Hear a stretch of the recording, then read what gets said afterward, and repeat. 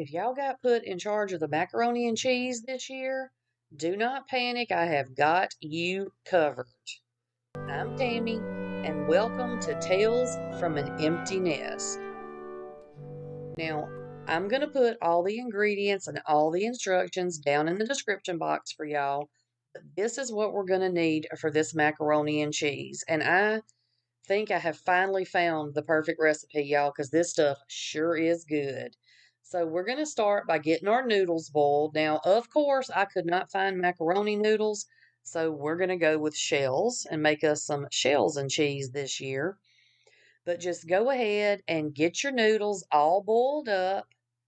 And once you get your noodles cooked, you're going to go ahead and drain them really, really good. Get as much of that water out of there as you can because we don't want like a whole, we don't want watery macaroni, y'all. So just get your noodles all drained, whatever kind of noodles you ended up using. And then you're going to spray a 9 by 13 pan with a little cooking spray because we got a lot of cheese and we don't want it to stick. And then we're just going to dump our noodles over in that pan. Now, we're not ready for these yet, so we're just going to sit these over to the side and get some other stuff done. But you can go ahead and get your oven preheated to 375. So now we're going to get our cheese shredded up. Now, we're going to use equal parts of the sharp cheddar and the Monterey Jack. Now, this shredder, y'all, this thing is the best thing ever. I will link another video for y'all where I'll show you how to like take it apart and all that kind of stuff. If y'all want to go look at that, I'll link that up above. But just go ahead and get your cheese all shredded up. And then once you get that done, you're going to get your Velveeta cut up. Now, your Velveeta, it's not that really big block of Velveeta. It's the smaller blocks, the 16-ounce block. So, but you're only going to need 3/4 of it. So I just cut it in half and then cut one of the halves in half. If that makes sense, you'll see. But anyway, 3/4 of this Velveeta is what you're going to need. And then we're going to need to go ahead and just cut it into cubes because it's going to be a lot easier to melt it, if it's in smaller pieces. So this is the cheese that we're going to need. Now, in the sauce that we're going to make, you're only going to use half of each of those shredded cheeses and then all of the Velveeta. So we're going to start out our cheese sauce by making us a little roux. So if you've never made a roux before, this is how you do it. Pretty much. It's different for different recipes, but you get the gist of it from this.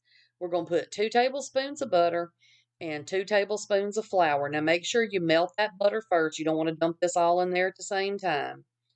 Get your butter good and melted, and then you're going to add your flour in. And you're going to need to stir this constantly, y'all. Do not walk away from it. But you're going to have to stir it constantly for about 2 minutes because you want the flour cooked, but you don't want the flour to burn. So just keep on stirring it until, that about the 2-minute mark. But just, again, don't let it burn. And I'm cooking this over a medium heat. Don't turn this up on high because you will burn it. So once you get your roux cooked for about a couple of minutes, you're going to start adding in your evaporated milk.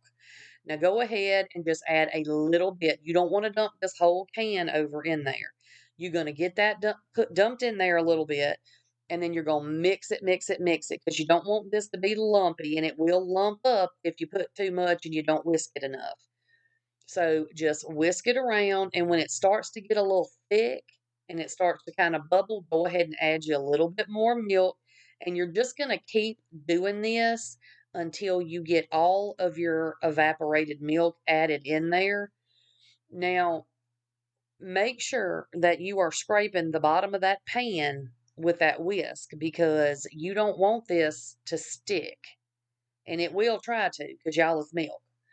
So just get it all whisked in there. And like I said, this is a process. This part with the making the roux and adding the milk and then adding the cheeses is going to take you a little bit to do. Not forever, maybe 15 minutes or so, but it's going to take a little while. It's not like a real quick process. So once you get your, quote unquote gravy part made, you're going to go ahead and start adding in your Velveeta and just add a little bit at a time and just stir it constantly because, again, that cheese is going to try to stick to the bottom of that pan if you don't stir it constantly. And then you're going to add in half of your sharp cheddar cheese. And in the beginning, I wasn't going to originally add the Monterey Jack into this cheese sauce, but I end up doing that in just a minute. Now I'm adding paprika. You don't have to add paprika, but it makes your cheese sauce a little bit more cheesy looking rather than just kind of milky looking. And the lady where I found this recipe, she used some kind of coloring in hers, but because she didn't care for paprika, but I like paprika and it doesn't matter to me, so I dumped it in there. So then I just added a little bit of that Monterey Jack in there at the end. And you're just going to cook this, y'all, until your cheese is all melted. Now, once your cheese is all melted, you're going to take that cheese sauce and we're going to dump it over our noodles. Now, it's going to look like it's way too much liquid, but it's not. Trust me, it's not. It's going to soak all that cheese sauce up in the oven. So you just going to dump that over top of your noodles and then just mix it up real good. Make sure all your little noodles are covered because you don't want to end up with a big crunchy noodle at the end. So just get all your noodles all covered up in your cheese sauce, which is not hard to do because, like I said, it's a lot of liquid. And then you're going to take the rest of the cheese. So this is that half of the sharp cheddar and half of the Monterey Jack, and I just mixed them together. And then you're just going to sprinkle this all over top of your pan. Now, you can add a little bit less cheese if you don't like as much on top, or you can add a little bit more if you don't feel like this is enough. You can, it's your call. Do however you want, but this was the perfect amount for me. So once you get your cheese all sprinkled over top, you're going to cover this with foil and then you're going to pop it in the oven for 10 minutes. And after that 10 minutes is up, we're going to take it out and we're going to take the aluminum foil off of it. And then we're going to put it back in the oven uncovered for another 30 minutes. Yep, there it is, y'all. Back in the oven. And here she comes out. Y'all, does that not look so good and cheesy? Look at there. It's still bubbling. Look at the cheese just bubbling up through there. Oh my goodness. It smells so good and it tastes even better, y'all. I promise you're going to love this. It is so dang good.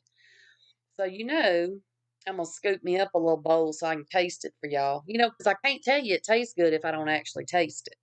But y'all, this is definitely going to be a staple around here for the holidays. Now, I ain't making this when it ain't a holiday because it ain't nothing but me and the cat around here and we can't eat all that. But here it is, y'all. Look how good that looks. This is going to make you the star of the Christmas get together, y'all. And make sure that you come back on Wednesday and Friday this week because I have several more really yummy recipes that you have got to make for your family get together this year.